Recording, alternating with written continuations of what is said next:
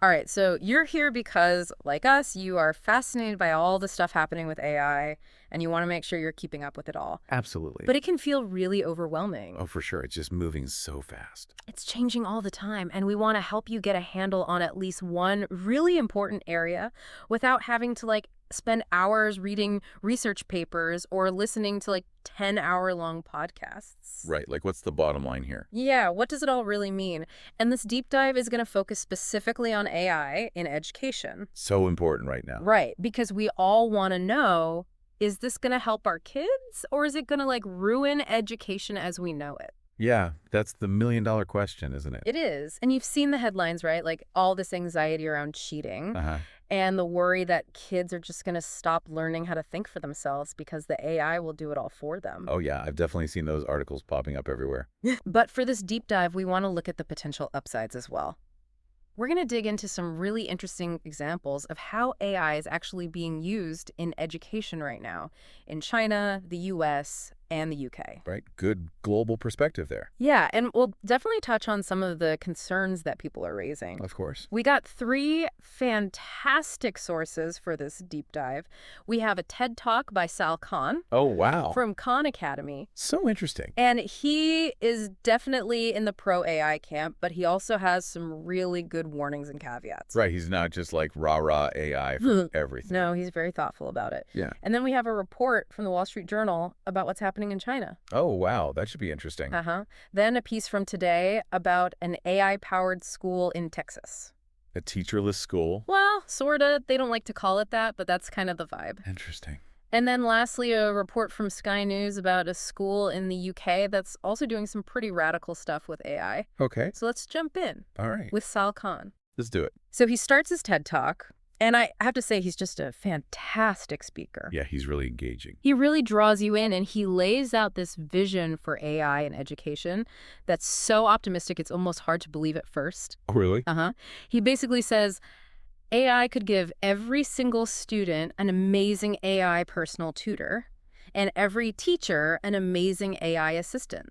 Wow. So like a superpowered teacher in every classroom and a personalized tutor for every kid. Exactly. Now, when you first hear that, you might think, okay, that sounds great, but is it realistic? Is that even possible? Yeah. Right? Like, is this just some pie-in-the-sky idea? Well, Khan actually backs it up with some really interesting research going all the way back to 1984. He talks about this concept called the 2 sigma problem. Okay. Have you ever heard of that? No, I haven't. What is the 2 sigma problem? Well, it comes from research by this educational psychologist, Benjamin Bloom, and he found that students who get one-on-one tutoring consistently perform 2 standard deviations, that's the 2 sigmas, better than students in a regular classroom setting. So they're like way ahead of the curve. Yes. It's a huge difference. Wow. That's amazing. Right. And his conclusion was that personalized attention is incredibly powerful for learning. But of course, the problem is, like, how do you scale that? Exactly. You can't have a personal tutor for every student. Right. So it's always been this kind of holy grail in education, right? Like, we know personalized attention is the best, but it's just not feasible in most cases. Right. But that's where Khan sees AI stepping in. He introduces Khanmigo, which is Khan Academy's version of an AI tutor, and it's designed to be like a first step towards actually solving this 2 sigma problem, making personalized learning possible for a lot more students than it is right now. Okay. So let's get into the specifics. Yes. What can this thing actually do? Like, how does it actually work? Okay, so he gives some great examples. So let's say a student is working on a linear equation in math. Okay. Classic algebra. Right. And they're stuck. Instead of just typing the problem into Google and getting the answer, Khanmigo acts like a tutor. Okay. So it's not just like a cheating machine. No.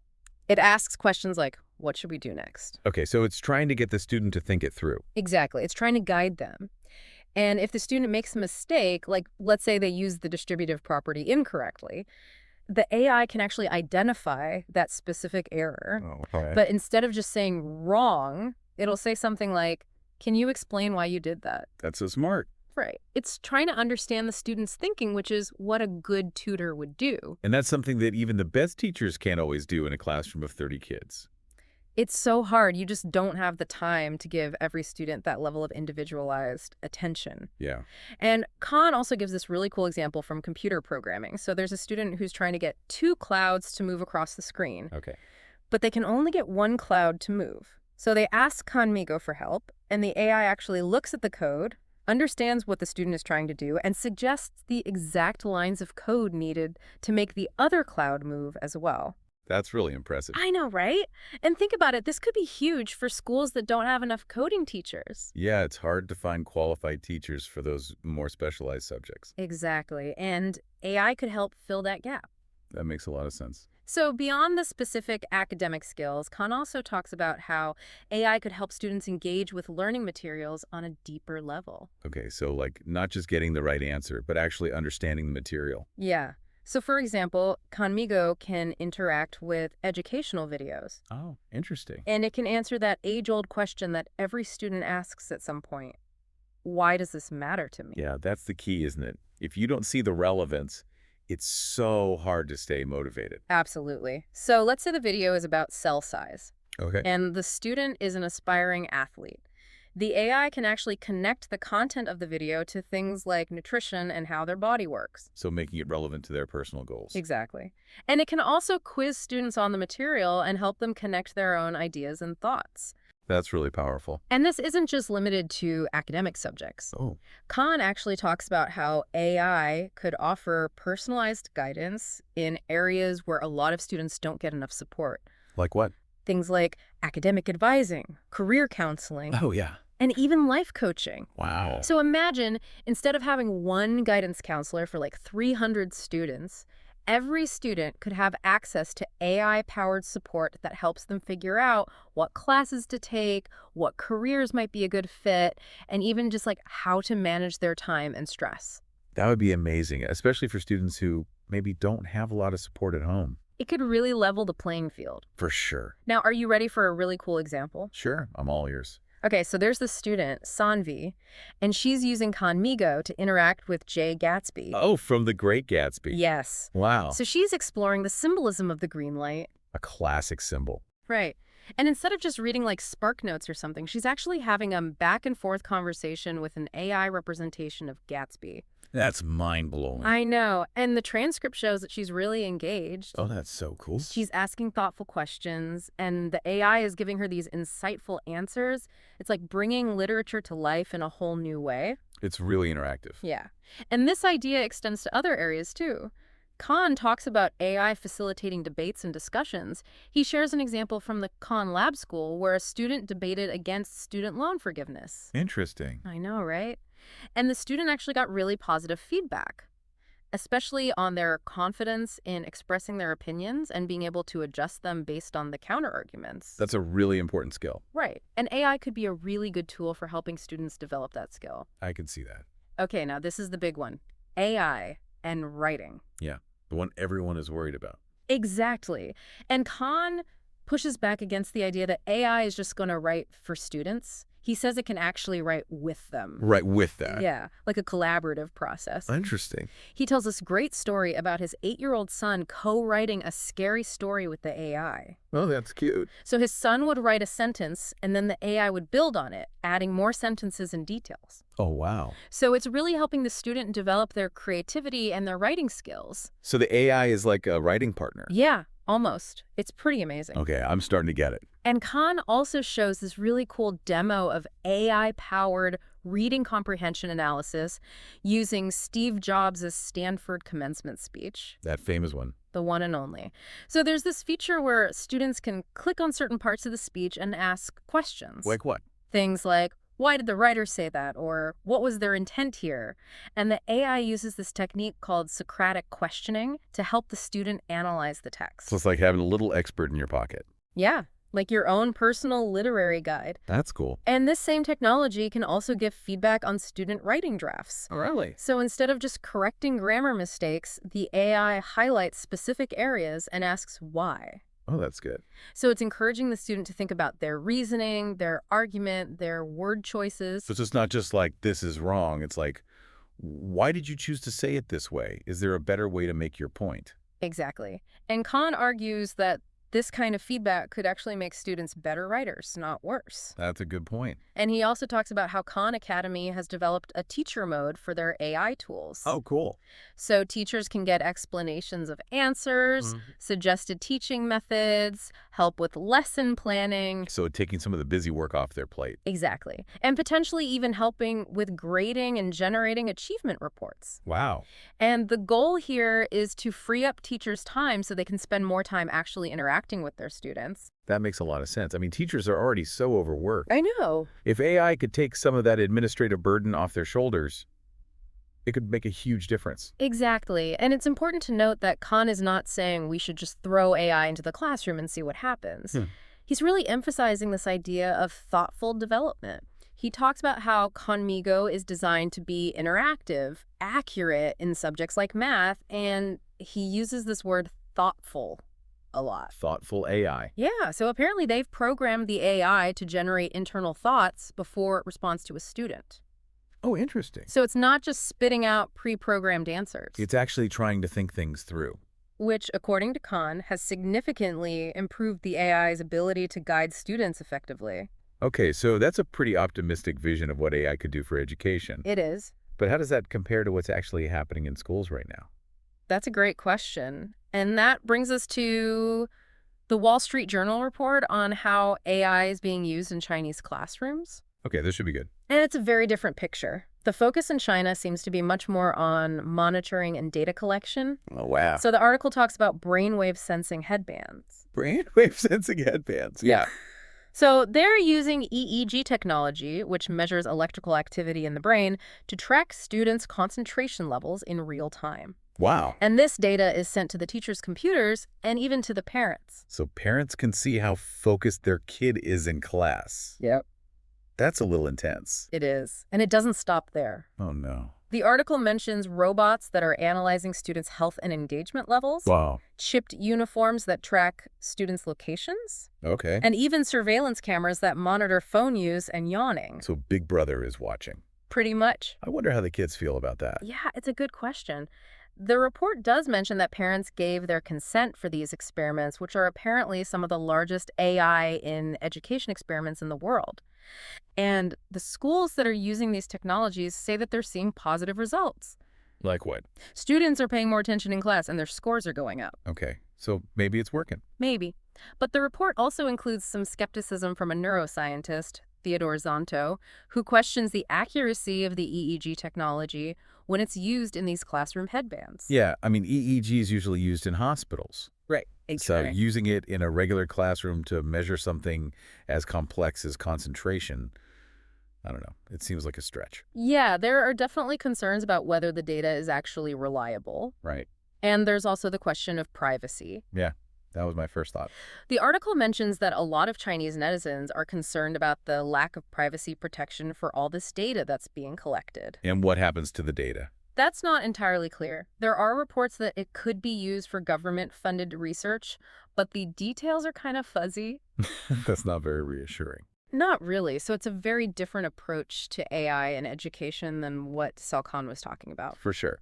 One is about personalized learning and support, and the other is about monitoring and control. It's a really interesting contrast. It is. So what about the U.S.? Well, let's talk about Alpha School in Austin, Texas. Okay, the teacher-less school. Yeah, so this is the school that was featured on Today, and it's pretty unique. They use AI tutors for core subjects like math, science, reading, and writing for just 2 hours each day. So 2 hours a day. That's it. And then they have these guides who aren't actually teaching the curriculum. So what do? They're more like mentors or coaches.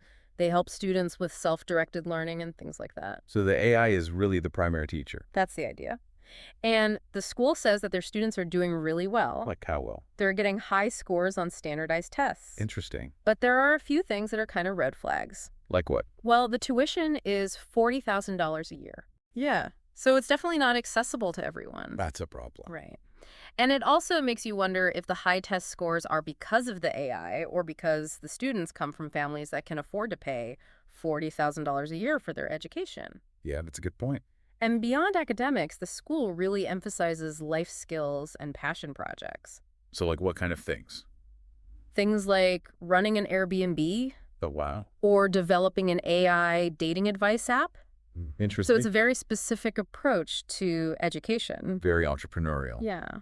And the Today report does include some skepticism about whether this reliance on AI is really the best way to teach kids. Yeah, are they missing out on something important by not having a traditional teacher?